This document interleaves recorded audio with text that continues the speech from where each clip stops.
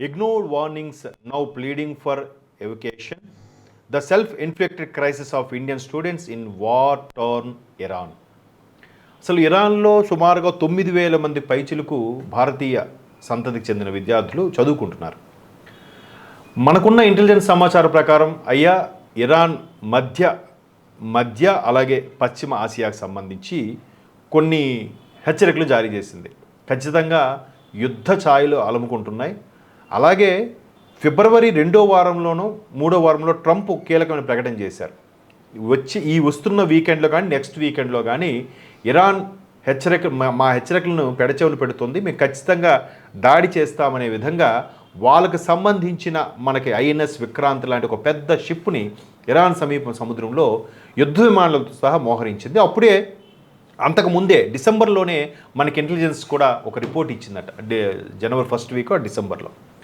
So ఈ నేపథ్యంలో ఇరాన్లో చదువుకున్న చాలామంది విద్యార్థులు ఎక్కువగా జమ్మూ కాశ్మీర్కి సంబంధించిన విద్యార్థులు ఉన్నారు. ఎందుకంటే మనకు తెలిసిందే జమ్మూ కాశ్మీర్కి సంబంధించిన వాళ్ళు ఎందుకు ఉంటారు అనేది మీరందరూ చూశారు. ఎందుకంటే ఈ పెహల్గాం దాడి ఘటన అలాగే కొన్ని రకాల బ్లాస్ట్లకు సంబంధించి పాకిస్తాన్కి సపోర్ట్ చేస్తున్న ఇరాన్ వెళ్ళి చదువుకుంటున్నారు మనోళ్ళు. ఎందుకంటే ఇరాన్ చాలా గొప్ప దేశం. అక్కడ ఉన్న ఖమేని ఆయన బడే సాబ్ అని ఒక యాప్ని ఫాలో అవుతూ ఇంప్రెస్ అయిపోతూ అక్కడ చదువుకోవడానికి వెళ్ళారు.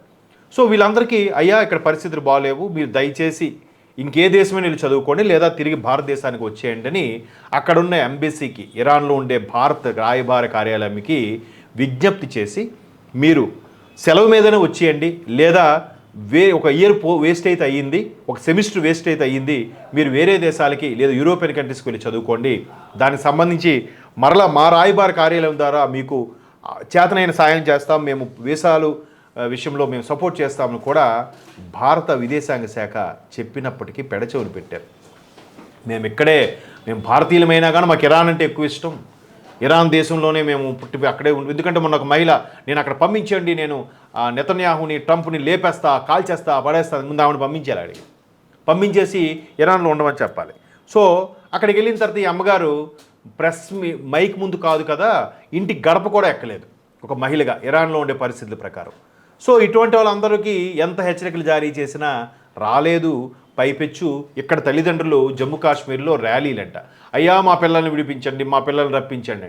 అప్పటికీ కొంతమంది వచ్చారు, మరికొంతమంది ఇరాన్కి సపోర్ట్గా మేము ఇక్కడే ఉంటాం, ఈ మహిళ ఓవర్ యాక్షన్ చేసి చూసారో ఇట్లాంటి కొంతమంది అక్కడ ఉన్నారు. వాళ్ళందరూ ఒక వీడియో కూడా రిలీజ్ చేశారంట, మేము భారతీయులమైనప్పటికీ ఇరాన్ కష్టకాలంలో ఉంది, మేము విడిచిరాము, అవసరమైతే ఇరాన్ సైనికులకి సపోర్టుగా ఉంటామని వీడియో కూడా రిలీజ్ చేశారంట. అలాంటి వాళ్ళని భారతదేశం తిరిగి రప్పించాలా, తెప్పించాలా, వద్దా? మీరే చెప్పండి. ఒకవైపు వాళ్ళ తల్లిదండ్రులు ఇక్కడ మన క్లియర్గా ఇచ్చాడు, ఎంత ఇచ్చంటే amidst ragging war in Iran, several Indian students stuck there are appealing to the Modi government to bring them back home safely.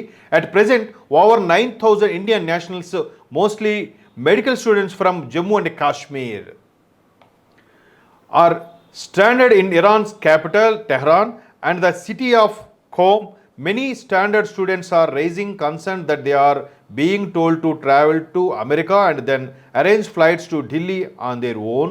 However, this situation would probably have never arisen had these students heeded repeated warning advices issued by the Indian government urging them to leave Iran. చెప్పిందటయా, చిలక్క చెప్పినట్టు చెప్పిందంట, వినరు. అంటే ఇలాంటి పోనీని వీళ్ళు తీసుకొస్తే ఒక రకమైన over action, తీసుకురాకపోతే ఒక రకమైన ఓవర్ యాక్షన్.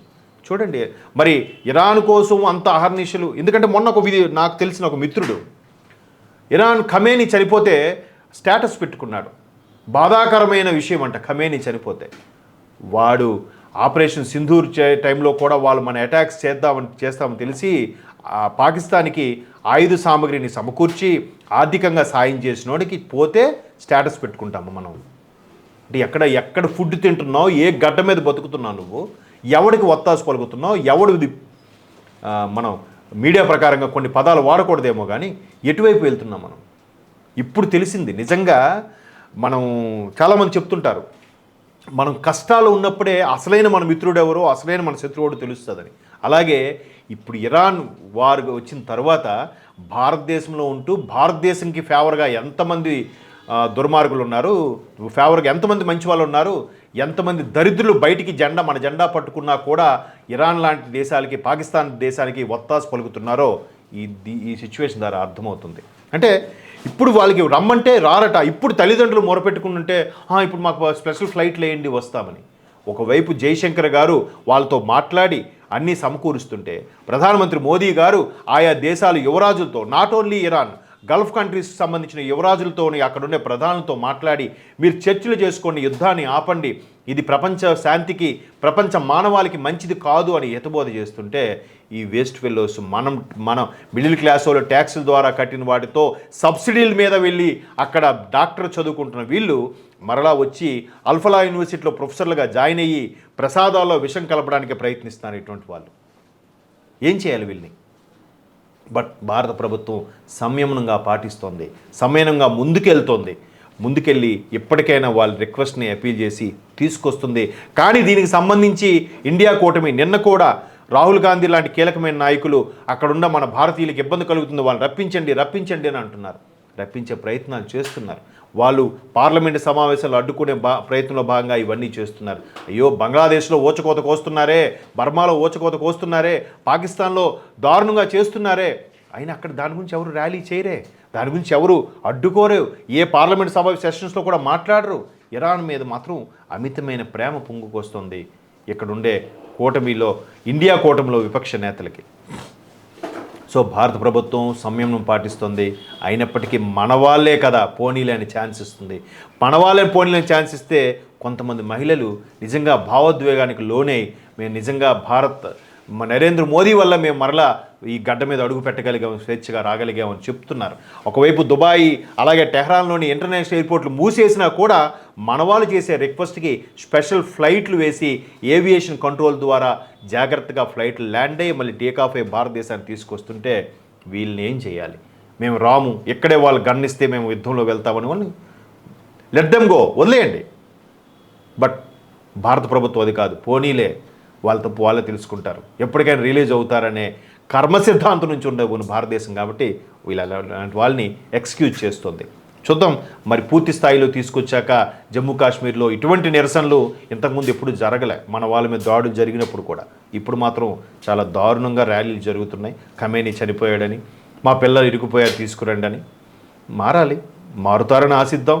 ముందు కేంద్రపాలిత ప్రాంతం అయిందిగా, ఆర్టికల్ 370 రద్దు అయిన తర్వాత ఇంకా భూభాగం పూర్తి స్థాయిలో పీవైకి ఒకేడ మన వైపు వస్తే అప్పుడు ఉంటుంది మజా.